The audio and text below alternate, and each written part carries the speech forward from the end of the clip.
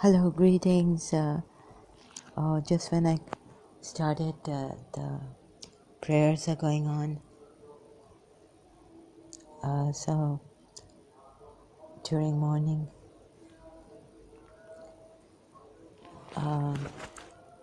sorry about the background sound.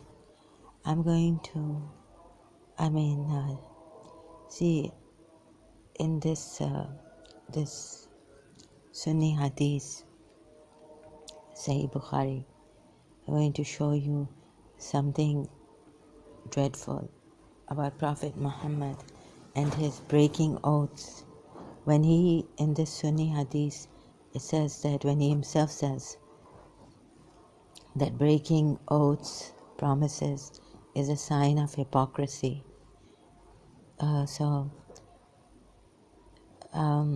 The reason why I went back into the Sunni Hadiths and sources, it was very painful for me, but I had to find out again, refreshing my memory. And this is what I found in the Book of Faith. After Revelations in Sahih Bukhari, you can get it online, and it's true. These things have not been changed by someone, the enemy of Islam. Now, there are a lot of things happening in the world which I cannot be held responsible.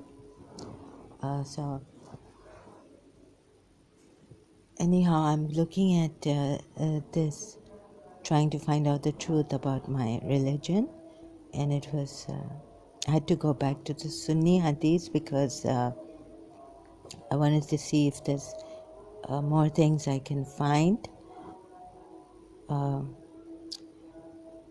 My Shia thing, Hadiths and all, really I cannot rely on them because they come from the Prophet's family and biased from one side, right? So I thought, again, if I can do some thorough research, read between the lines, find something like I did now from the Sunni sources, these Sahabas, companions and wives wanted to tell us something.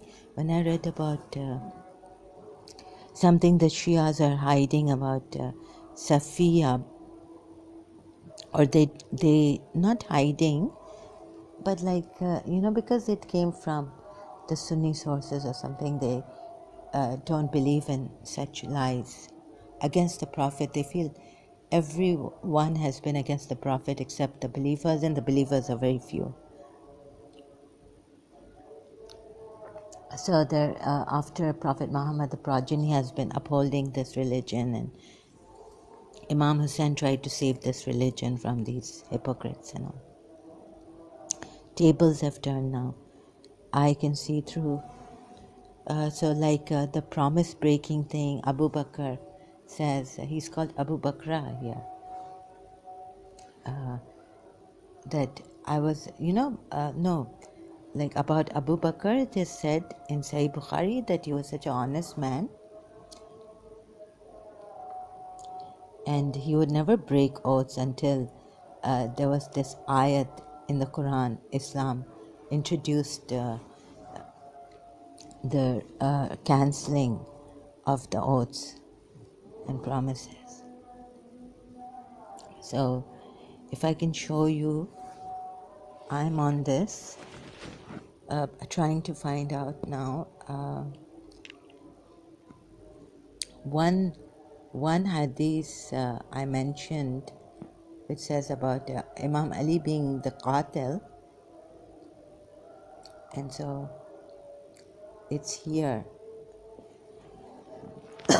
somewhere. I'm trying to find it.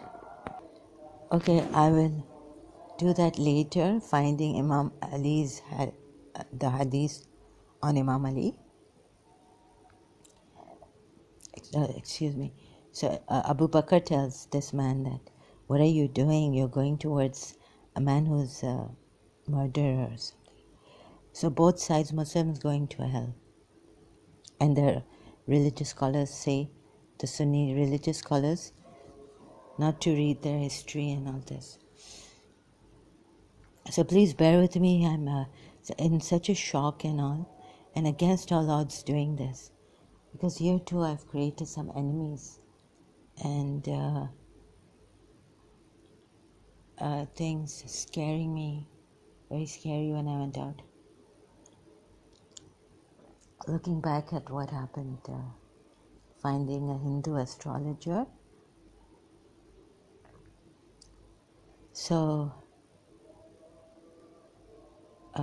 had a bad dream, just woke up from this really terrible dream.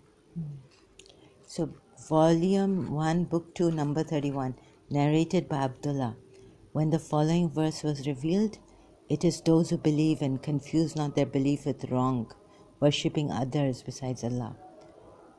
Verse 83, chapter 6 of the Quran.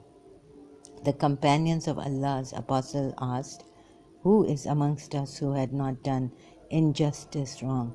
Allah revealed, no doubt, joining others in worship with Allah is a great injustice. Wrong indeed. Surah 31, verse 13. References. So not this one. Narrated by Abu Huraira. Volume 1, book 2, number 32. This from Sahih Bukhari. The Prophet said the signs of a hypocrite are 3. 1. Whenever he speaks, he tells a lie. 2. Whenever he promises, he always breaks it, in brackets, his promise. 3. If you trust him, he proves to be dishonest. If you keep something as a trust with him, he will not return it. This number 2, whenever he promises, he always breaks his promise. So you can see, the Prophet said, okay, so you can see in the Quran, Surah Tahrim, ayat, how Prophet Muhammad broke his promise. Allah told him that you can break this promise you made to the wives. So his words to himself. Let's see, in this, narrated by Abdullah bin Amr, the Prophet said, whoever has the following 4 characteristics will be a pure hypocrite. And whoever has one of the following 4 characteristics will have one characteristic of hypocrisy, unless and until he gives it up. Number 1, whenever he is entrusted, he betrays. Number 2, whenever he speaks, he tells a lie. Number 3, whenever he makes a covenant, he proves treacherous. Covenants. So this is important. And there's number 4, whenever he quarrels, he behaves in a very imprudent, evil, and insulting manner. Let's see, this one, sincere, hoping to attain. Prophet said the person who participates. So looking for that hadith, the Prophet said religion is very easy over person who observes. When the Prophet came to Medina. Hello, yeah, so I'm just sharing these hadiths from Sahih Bukhari, Volume 1, Book 2, number 13. Allah's Apostle said, by him in whose hands my life is, none of you will have faith till he loves me more than his father and his children. Cult. Narrated by Anas. The Prophet said, none of you will have faith till he loves me more than his father, his children, and all mankind. All mankind. Oh my goodness. And what is faith and all this? So what is Islam? It's written here. Allah's Apostle said, best property with sheep and Allah. Sorry, the Prophet said, whoever possesses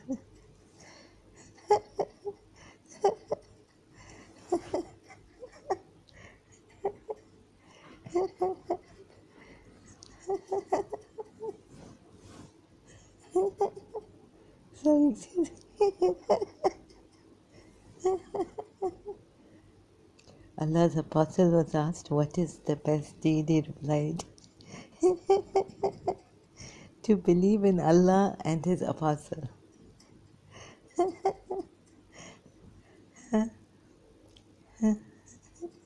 Sorry. No, I didn't complete this. What's that about Abu Bakr? Abu Dhar. Narrated by Al-Ahnaf bin Qais. While I was going to help this man, Ali ibn Abu Talib, in brackets, close bracket, Abu Bakr met me and asked, where are you going? I replied, I'm going to help that person. He said, go back. Excuse me.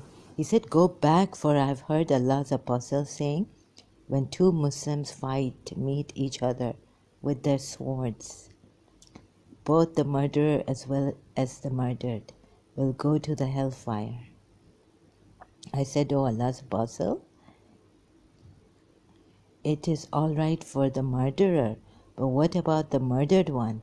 Allah's apostle replied, he surely had the intention to kill his companion. So the battle of Jamal, Imam Ali and Aisha fighting two Muslims, whether it was a mistake or whatever it was. While I was going to help this man, Ali ibn Abu Talib, Abu Bakr met me and asked, where are you going? I replied, I'm going to help that person. He said, go back, for I've heard Allah's apostle saying, when two Muslims meet each other with their swords, both the murderer as well as the murdered will go to the hellfire. This means Imam Ali is going to the hellfire. This means that Aisha is going to the hellfire. I said, oh Allah's apostle, it is all right for the murderer, but what about the murdered one? Allah's apostle replied, he surely had the intention to kill his companion. So you see, the religious scholars, the Muslims, they say not to read all this, and this is really very sad, very, very sad. I have to help out, even with due respect to His Highness Aga Khan and the Ismailis. They are told not to read these hadiths and only believe in His Highness Aga Khan. Now, because of my life circumstances and how what I was doing, the wrong things because of the influence of something on me and the environment and the wicked people, maybe I developed this deep-seated insecurity that I'm bad and all this.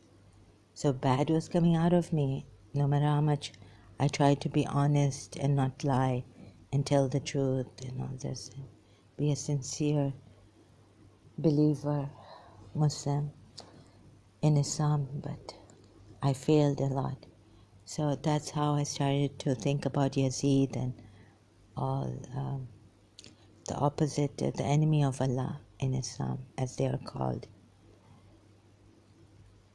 So what happens is the person, in this thing of insecurity, like for example, if you can see maybe even in Hindus, some of the Hindus, dishonesty and all.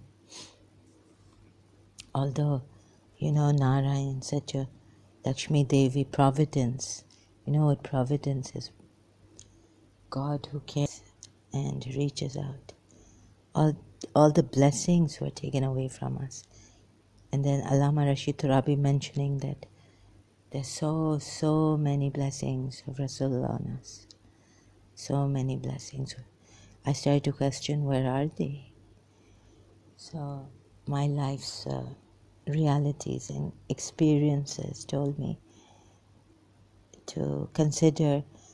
I started to go deeply and consider the opposite, Umayyads, opposite enemy of Imam Hussein, Yazid and all. So there's a thing of like this wickedness. uh, of how Prophet Muhammad, let me see if I can say this properly. And where's that Abu Bakr's, what is the other hadith I was looking for? Yeah, Abu Bakr never used to break promises until, it in the Quran verses, like now the Muslims, Mu'mineen, believers were asked to rescind their promises, oaths. This is really, really terrible. So maybe the other side was telling us something for the Shias. This is for the Shias. And I really didn't find any proof of Prophet Muhammad's prophethood, truthfulness, veracity. So it gets worse and worse, actually. So you see this breaking of oaths and all. I've shown you from the Sunni hadiths.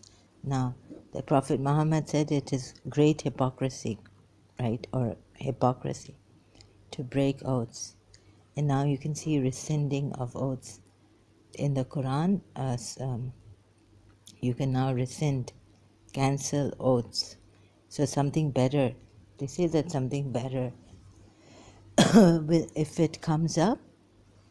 So there was a hadith of Abu Bakr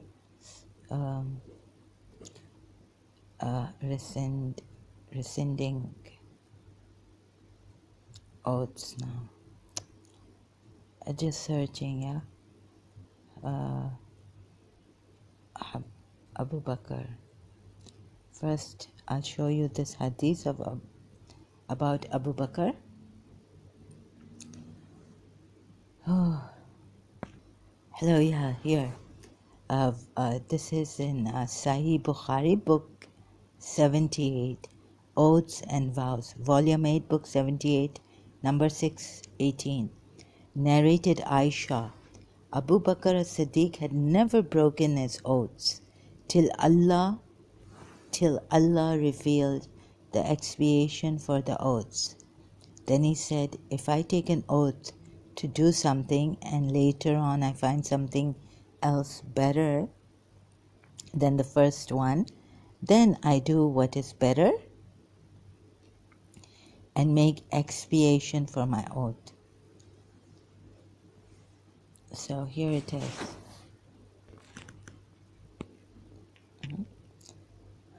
Narrated Aisha, Abu Bakr as-Siddiq had never broken his oaths.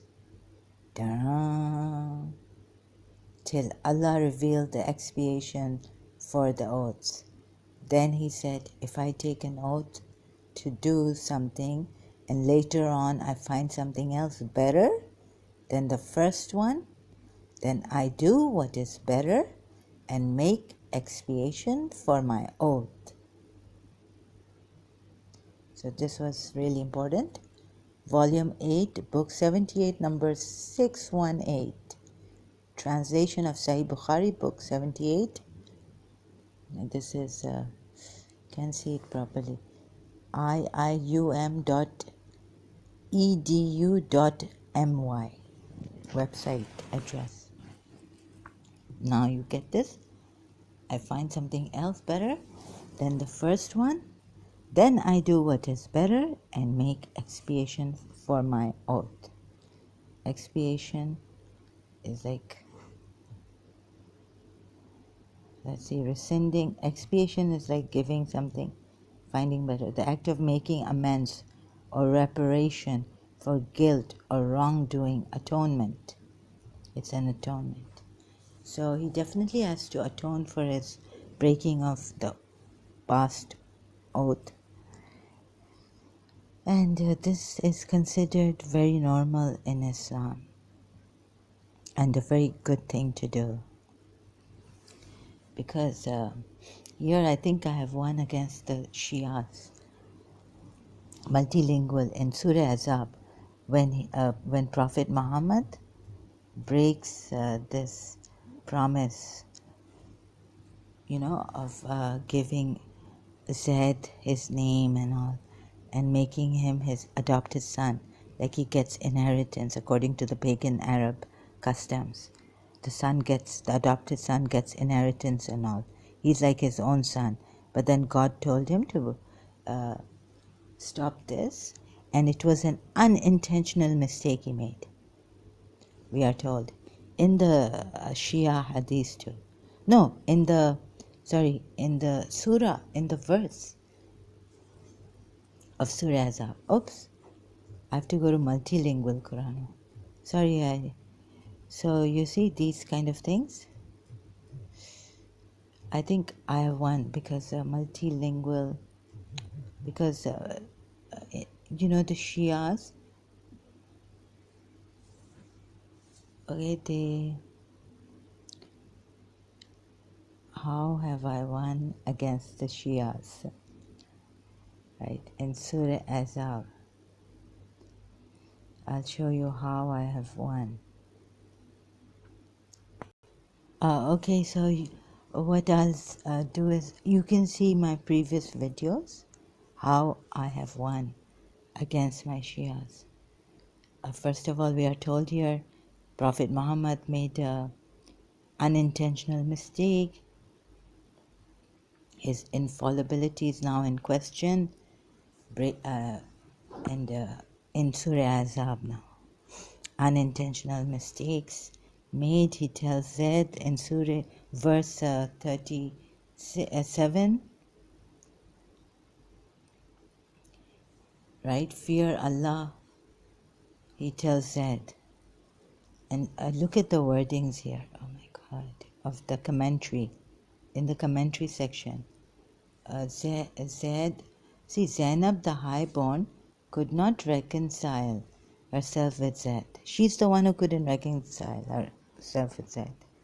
What are we told in Surah Azab verse 37? Prophet Muhammad told Zaid to keep his wife. Yes, and fear Allah. He himself hid in his soul something that Allah was to reveal, which I couldn't explain properly in my earlier video, and I made some mistakes, so please overlook that. So this it's very, very shocking for me. Zainab the highborn could not reconcile herself with Zaid. Both were good believers and both loved the Holy Prophet, but there was mutual incompatibility, and this proved to be the cause of separation between them. Zaid wished to divorce her. Zaid wished to divorce her. This is the now Zaid was cornered to divorce her. Zainab herself could not reconcile. The Holy Prophet tried his best to prevent separation between them. These were great believers, and both loved the Holy Prophet more than they loved their, perhaps, in that Sunni hadith. Not perhaps, they have to. I've won in Surah Azab against my Shias. I just can't find the words. An adopted son is not the real son and all. Wait a minute. Here Imam Muhammad bin al-Baqir, Ali al-Baqir, Abdullah bin Josh, both of them, according to Imam Muhammad bin Ali al-Baqir, wanted to exercise their freedom of choice in this matter.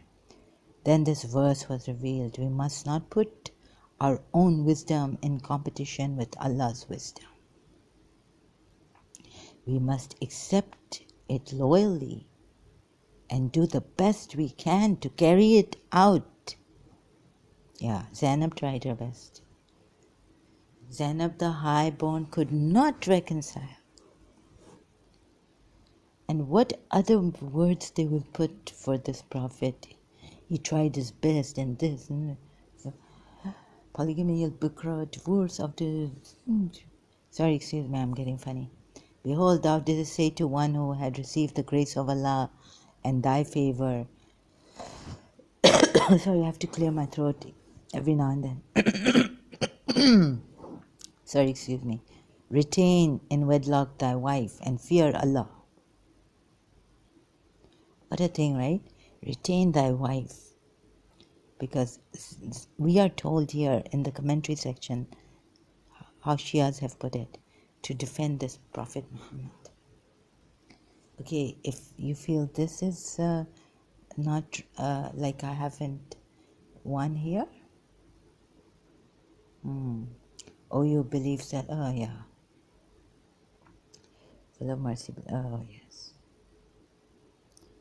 And where's that one? 50. It is not lawful for thee to marry more women after this, nor to change them for other wives. Not to change, yeah, even though their beauty attract thee. So we are told in Allah Majlisi's Hayatul Qulub that Prophet Muhammad liked two things, three things maybe, can't remember, but two things I remember: perfume and women. Life of Prophet Muhammad in Hayatul Qulub, volume 1, I think. See? What?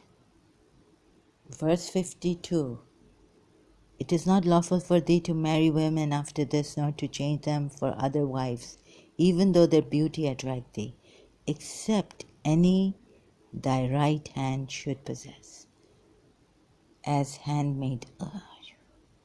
But you can marry what your right hands possess, beautiful, attractive women.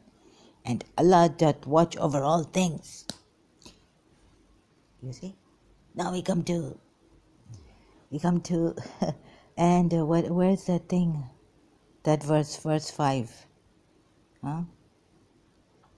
Assert their relationship to the fathers, yeah, and there is no blame on you concerning that in which you made a mistake, but concerning that which your hearts do purposely, blame may rest on you. Verse 5 of Surah Azab. Zaid. In the market of Akka, Zaid bin Harith, this is a commentary. I'm reading Shia sources too. This is in Shia source. In the market of Akka, Zaid bin Harith was being sold as a slave. The Holy Prophet purchased him and adopted him as his son. The father of Zaid was a man of means. Okay, I'll just obtain. The Prophet at once set him free and gave him permission to go with his father, but Zaid decided to remain with the Holy Prophet. The Holy Prophet asked the people to bear witness that from that day Zaid was his son and he was his father. Then this verse was revealed that there is no blame on you. There is no blame on you if you make a mistake therein. Which counts is the intention of your hearts. And Yusuf Ali and all that different, yeah? You made a mistake. Another one is that Muhammad is not the father of any of you. Ahead we go to the verse in Surah Azab. Muhammad, I have to find that. But, okay, Muhammad is not the father. 37. Then the breaking of oath in Surah Tahrim also. Sleeping with Maria the Coptic. I believe more on the hadith of this. Whether there's one chain of narration is weak, I'm looking at what this Prophet has done. Not, not through his family members, but what, even if one hadith has come, because, he was killing people, forcing them to accept Islam. and very, very made Islam quite attractive to them at that time. Like give charity, generosity, this, that. So where is it? It's, so, and when you, there is no harm. There's no harm in the Prophet doing that which Allah has ordained for him. Why don't you do it from the very beginning? So remember Surah Muzammil. The Quran was already revealed to him. Shia hadiths that he knew from the very beginning he was a prophet. But later on he was asked to declare which Allah has ordained for him, such has been the course of Allah with respect to those who have gone before. And the command of Allah is a decree that is made absolute. Those who deliver the message of Allah and fear Him and do not fear anyone but Allah. Really? Verse 37 of the same surah. You feared the people. That part. Those who deliver this is verse 39. Those who deliver the messages of Allah and fear Him and do not fear anyone but Allah. And Allah is sufficient. This is not important. Muhammad is not the father of any of your men. Verse 40.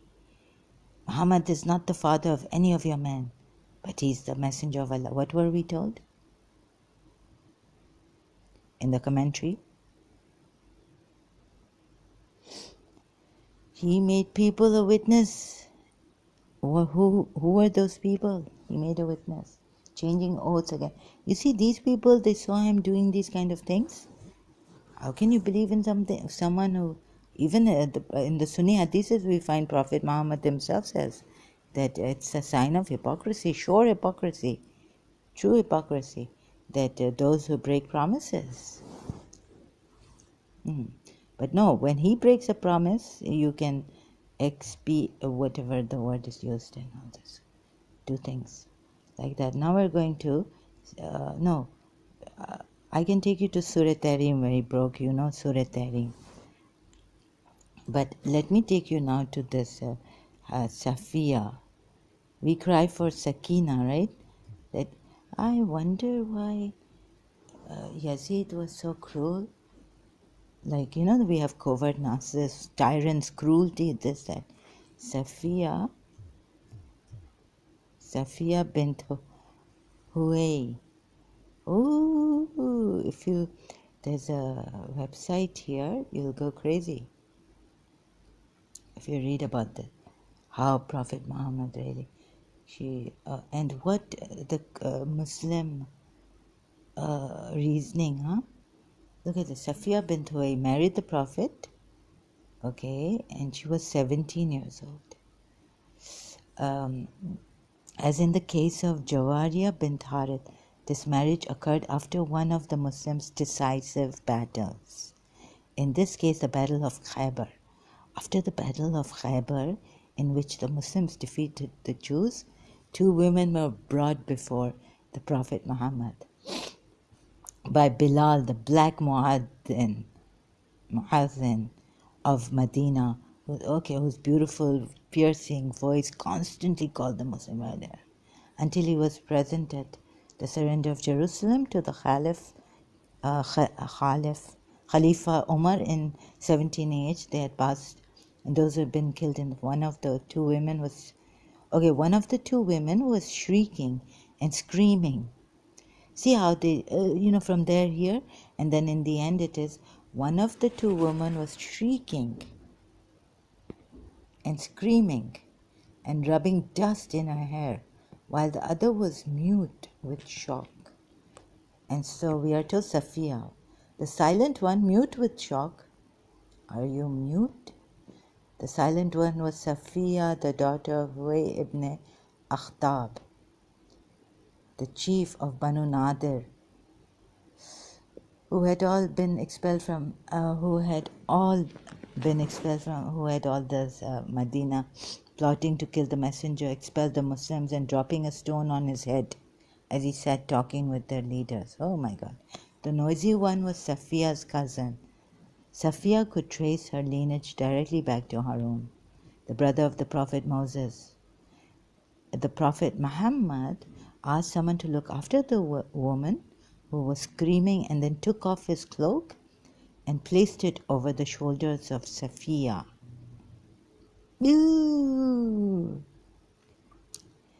whose husband had been killed in the battle. It was a gesture of pity. Oh my God. But from that moment she was to be honored and given great respect in the Muslim community. Then the Prophet turned to Bilal and said, Bilal, Allah has plucked mercy from your, oh God. And severe criticized the behavior of the other. Like Habiba, Saffiya was the daughter of a great chief. The only person, you really want to cry here. The only person who could save her from becoming a slave after having enjoyed such a high position was the Prophet. Although her father had planned to assassinate Muhammad after the Battle of Uhud and had conspired with the Banu Qurayza to exterminate all the Muslims during the Battle of Al-Khandaq, it was the characteristics and he did not bear any grudges. Prophet Muhammad. For those who did wrong, he felt pity rather than anger. And for those, oh God, I really don't know. And the Prophet invited Saffiya to embrace Islam, and she did. And having given what? Oh my God, does she have a choice? She doesn't have a choice, this poor lady. Her freedom, then he married her. Some people may have wondered how it was that Saffiya could accept Islam and marry the Prophet when her father had been his bitter enemy and when bloody battles had taken place between the Jews and the Muslims. The answer may be found in what she has related of her early life as the daughter of the chief of the Banu Nadir. You got the chief, Prophet Muhammad. She said, I was my father's favorite. 17 years old. I was my father's favorite and also a favorite with my uncle Yasser.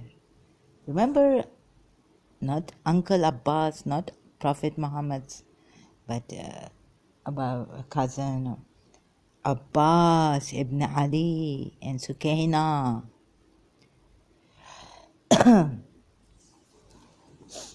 Remember Hussein and Sakina in Karbala. Who is the favorite? Saffiya. Oh, this would make you cry. She said I was my father's favorite and also a favorite with my uncle Yasser. They could never see me with one of their children without picking me up. What were we told? Sakina was the piece of the house of Hussein. Hazrat Abbas used to love her so much also.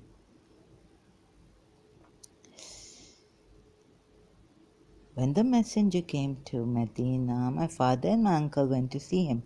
It was very early in the morning and between dawn and sunrise. They did not return until the sun was setting. They came back worn out and depressed, walking with slow, heavy steps. I smiled to them. Remember the smile of Sakina towards her father. I smiled to them as I always did. But neither of them took any notice of me this time because they were so miserable. Masaib has started, Shias. I heard Abu Yasir ask my father, is it him? Yes, it is. Can you recognize him? Can you verify it? Yes, I can recognize him. Oh, so now they're saying they can recognize. What do you feel towards him? They can recognize he is that one. Hazrat Musa's, Oh, enmity, enmity as long as I live. These Jews, we are told, recognize Prophet Muhammad. But enmity, enmity. So here I've read all this from here.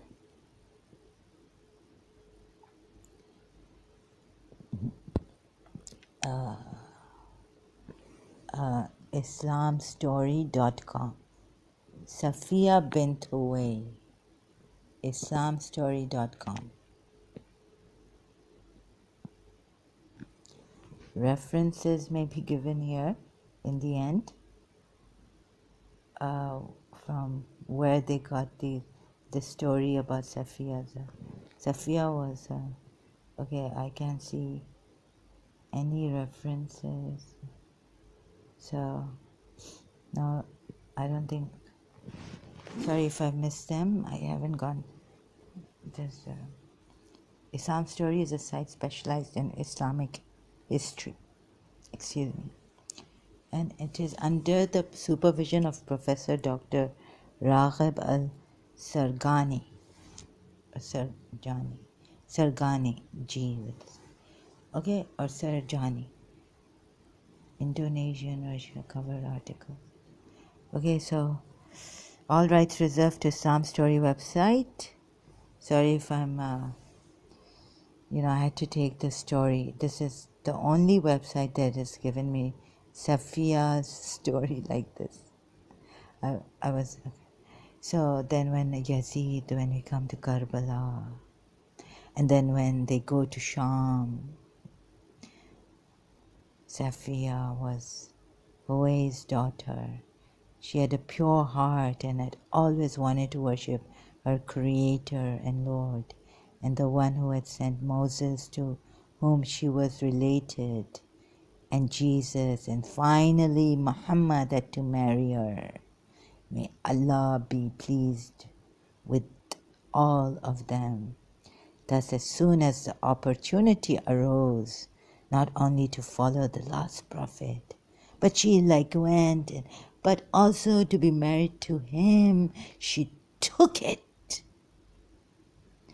Although Saffiya lost her. Saffiya had in Muhammad the most kind and considerate husband. Now the other wives are giving her problems.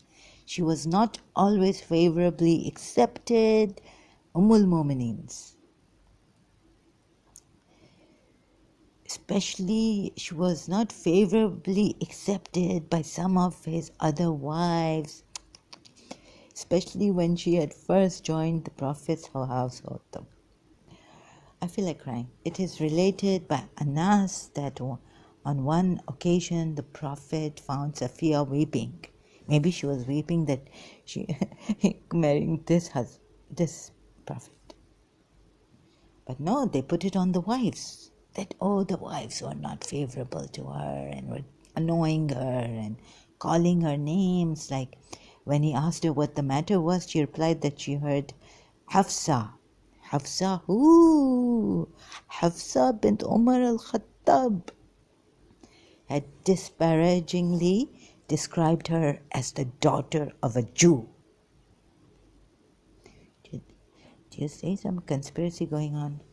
Prophet Muhammad doing. Okay, I have to go through this in depth, deep analysis, reading between the lines. Oh my God. Matam for Saffiya. Losing her father, her husband, her brother. Brother also. So you can, again, oh God, I had to say brother now.